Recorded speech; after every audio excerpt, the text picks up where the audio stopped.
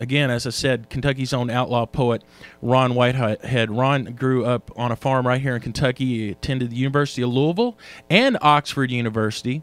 As a poet and a writer, he's the recipient of many state, national, and international awards. And I was kind of surprised to see here, Ron, that you were actually nominated for the Nobel Prize in Literature. That's pretty good, man. That's correct. Thank you.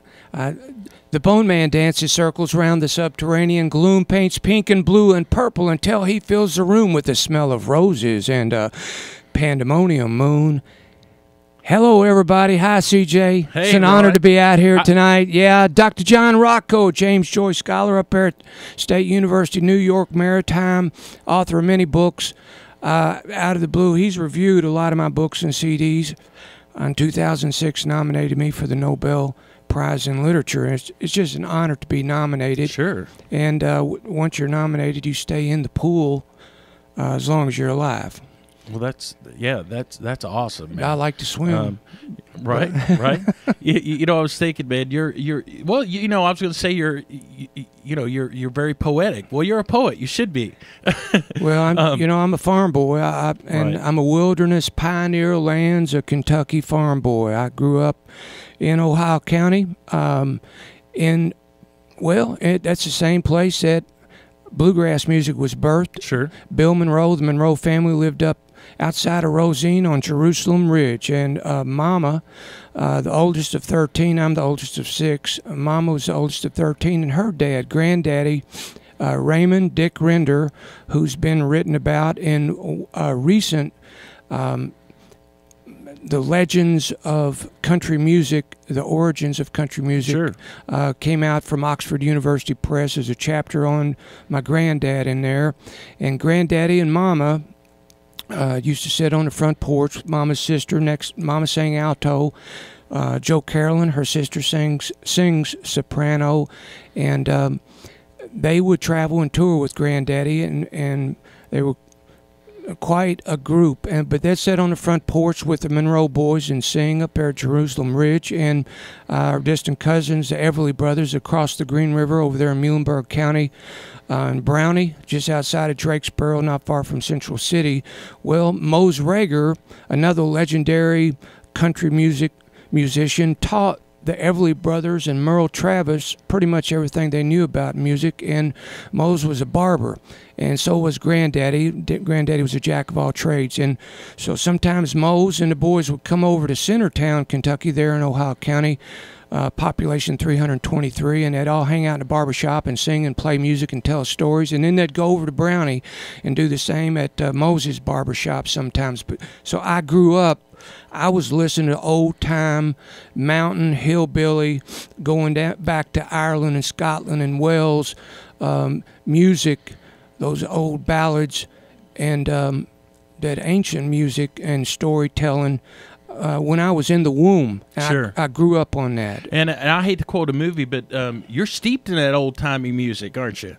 I mean, you get it honest. I do. Mama and her sister Jo sang at every wedding and funeral in the entire region for miles and miles around, and they drug us kids to every one of those weddings and funerals, and that's one of the main reasons I get weddings and funerals confused to this day. Yeah?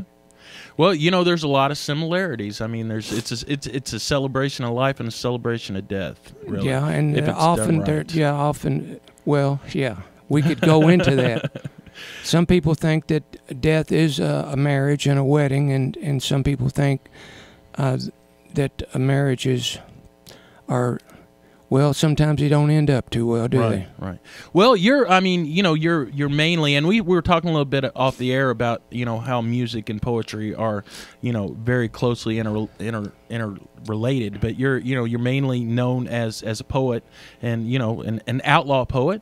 Tell me, how did you get started in writing? I'm assuming that you started reading poetry and literature first. I was, growing up on a farm, 5 or 6 vehicles would pass near the house each day, and so the vehicle I watched and listened for was the postman. Okay. And so that was, I recognized early on that could be Christmas. So when I was 5 years old, I joined a couple of book clubs, the history and biography book clubs, which I found out about from Grit Magazine. I sold Grit Magazine door to door in Centertown and to the farmhouses in the country around there. And from the earliest days, I didn't even know what it meant to be a poet, but whenever I walked across the yard, through the fields, through the woods, I walked with a rhythm, with a beat. And so we dwell in space, we measure space with time, but if that's all there was, life would be boring. It'd be a monotone, tick-tock, tick-tock. There's another element, a magical element called rhythm, and it's rhythm that brings the poetry and the music to life. And as far as I'm concerned, music and poetry are the languages of angels, and they're gifts to us humans. And I feel like I've had this idea, this notion that music and poetry are in bed together, making love, having babies, called poems and songs. Right. And so, I've been blessed to travel the world, sharing my poetry with folks around the world and listening to their poems and songs. I've done over 6,000 shows around the world, 5,000 of them with musicians and bands. I love every kind of music. And so the musicians I've known, most of the best of them, they love music. They want to be poets too. And the best songs are poems. Sure. And the best poems are musical. Right. Well, everybody, if you just tuned in, we're here with outlaw poet Ron Whitehead. And Ron's brought a copy of his book here tonight, Beaver Dam Rocking Chair Marathon, Fragments of a Lost Text, the Bone Man Saga Books 1 and 2. And we're going to come back in just a minute, and I think we're going to have Ron read an excerpt out of that book. But right now we're going to play a little music.